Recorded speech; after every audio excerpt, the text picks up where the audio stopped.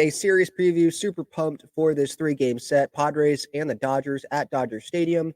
Obviously Tuesday, Wednesday, and then Thursday. Padres, the division is in their sights. The division, it is out there. Mike Schilt, in November at his introductory press conference, he mentioned a goal of his, an early goal of the Padres was the division, to knock down that NL West. And it can happen. Now, the Padres, they're going to have to be almost perfect or perfect. If they win out, they win the division. If they win every game but one, I believe the Dodgers have to go 2-4 for the Padres to win the division. So win out, I mean, that's like the clearest path there, but that's a big ask to win all 3 games against the Dodgers, to win all 3 games against the D-backs. But the good news is the Padres, they have the bullpen depth, they have the lineup talent, and they have a starting rotation that is the second best in baseball right now as of late, with the New York Mets number 1 in terms of ERA, I believe since September 1st. So they have the ability to do it. I think they can win 7 games in a row. It is just going to be hard, though. And, baseball is baseball. All it takes is one game where the Padres, they hit balls better than the Dodgers do, or the D-backs, but they're hit right at people. And the Padres get some bad breaks, and the D-backs or the Dodgers get some bloopers that end up falling in with runners on, and there you go. So we'll see what happens. But just a preview here. So again, 3 games back the Padres are of the Dodgers. If they sweep this series, they will be tied with the Dodgers for the NL West title. And actually, they'll be leading because the Padres will have the series advantage, the season series advantage. They already have won the season series against the Dodgers. And then we're going to have to see what happens after that. The Dodgers, they play the Rockies, I believe, in that final series for them. So they've got the favorable matchup over what we have, which is the Arizona Diamondbacks, who are going to be fighting probably still for postseason positioning or even a playoff spot. But getting to these 3 games, you can see the pitching matchups on the screen.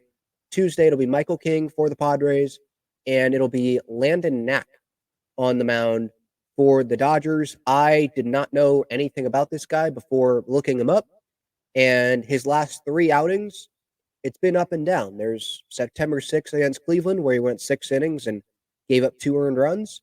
His last outing against Miami, he went 5 innings and gave up no earned runs. But September 13th against the Braves, he only went 2 innings and gave up 5 earned runs. So that's game 1. Michael King, obviously, and really it's all 3 of these Padres starters. They have been pitching well.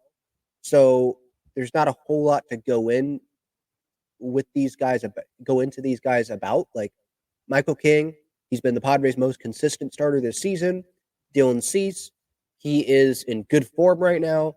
He is someone that can strike out the whole lineup, someone that can give you 6-7 innings. I mean, obviously we know about the no-hitter against the Nats earlier this season. And Joe Musgrove, I mean, this is like best case scenario, right? For Padres fans, when Joe Musgrove came back, obviously we were wondering, okay, what Joe were we going to get?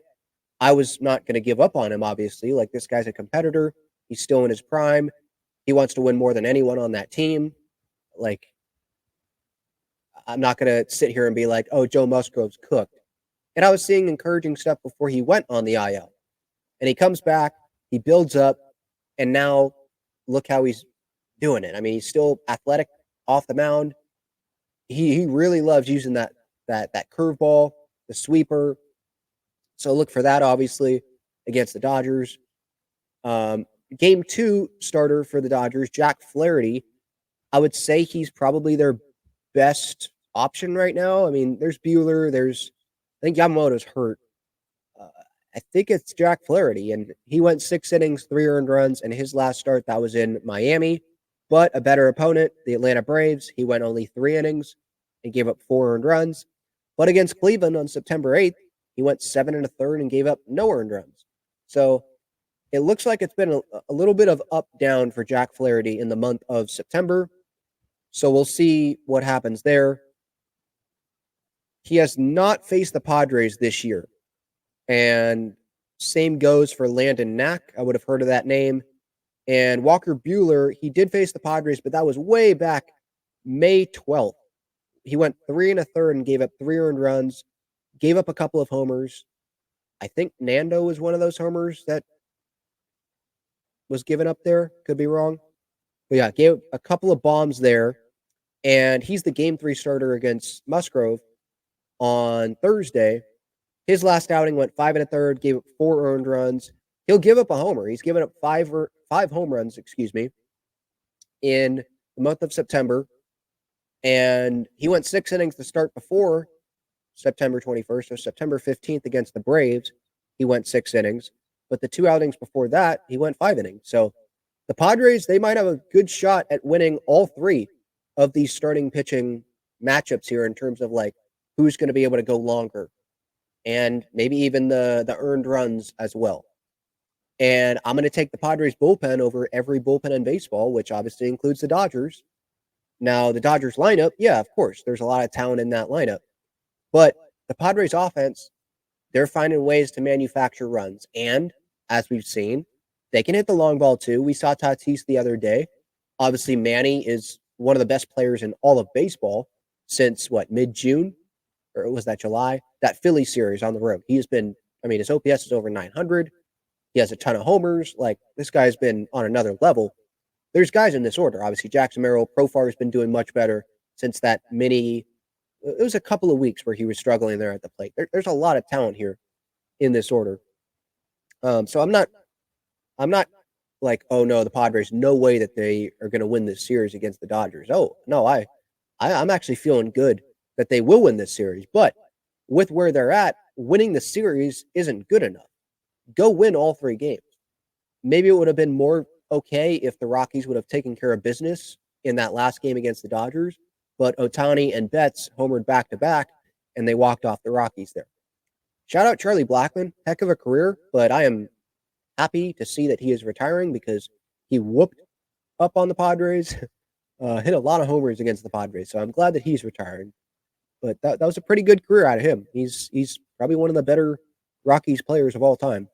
But getting back to this here, yes, the Dodgers, they've got a lot of talent, but the Padres do too. It just sucks again. Like the Rockies, they weren't able to finish the job there in that final game. So if the Padres sweep, yep, they'll be tied there, same record as the Dodgers. If they don't, now that's only a 1-game advantage that they gained on the Dodgers. So they would be 2 games back still, I believe, if they just won the series. Because obviously, the first, let's say they win the series by, they win the first one, lose the second one, win the third one. Those first 2 cancel out, and they gain a game in that third one. And then you move on to the D-backs. Dodgers, then they face the Rockies. It makes it much easier for the Dodgers to take the division there. While the Padres, obviously, they'd have to be perfect, it feels like, right? The rest of the way. They have to win all those games against the D-backs, which may be tougher than the Dodgers, to be quite honest, with the D-backs fighting for their playoff lives, where the Dodgers, they've already clinched a postseason spot. Padres, by the way, can clinch a postseason spot tomorrow with a win. If they don't win, they can clinch it game 2, game 3. For me, like my mindset, and I know the Padres players, the staff won't say this, like, we haven't done anything, we haven't accomplished anything yet. And that's true. And I know that they should have that mindset. Yes, they should. Yeah, you haven't made the playoffs. You shouldn't be thinking about, oh yeah, we're going to make the playoffs. But as a fan, I'm more looking at like, hey, can they win the division? Because I already see this team as, yeah, they're going to make the postseason. They're not going to lose the rest of their games this season. If that happens, maybe I'm shutting down the channel. I don't know. That would be pretty darn embarrassing if you can't win one more game the rest of the year. That's all they got to do to clinch a postseason spot. Obviously, we have our sights higher. We have hosting a wild card series. We have potential winning the division, and then you get 5 days off, and then you get home division series, obviously like the Dodgers had in 2022 against us. So we'll see what happens there. Offensively for the Dodgers, yes, obviously Shohei Ohtani, dude has an 8.4 baseball reference WAR this year. Mookie Betts is the second best Dodger in terms of WAR, I think among everyone, yeah. on Baseball Reference. His is 4.8. So Shohei Ohtani is that much better than the rest of his teammates. Freddie Freeman, 4.6. Teoscar Hernandez at 4. Will Smith, 3.4. Obviously, he called Jurickson Profar irrelevant, and we know how that worked out. Profar has proven that he is the opposite of irrelevant. He is very relevant. And him in the postseason, I can't wait to see what he's going to do come postseason time. But yeah, guys to watch out for. I mean, we know who to watch out for. They've got talent in this lineup. Max Muncy, it seems like he gives the Padres trouble even when his numbers aren't like the best out there. They're they're not like off the charts, but he could give trouble. Will Smith has given the Padres trouble. Freddie, Mookie, Shohei, we know what they can do. But do they get tight? Look at the postseason these last couple of years with Mookie and Freddie. What did they do in the postseason? Especially last year against the D-backs. They did nothing. They totally crapped the bed there in the postseason. So maybe this feels like a postseason series to them, and they crap the bed. Obviously, that's what we're hoping for as Padres fans. So we shall see. Jason Hayward, he is not on the team anymore. He is with the Astros, obviously, as we just saw. And yeah.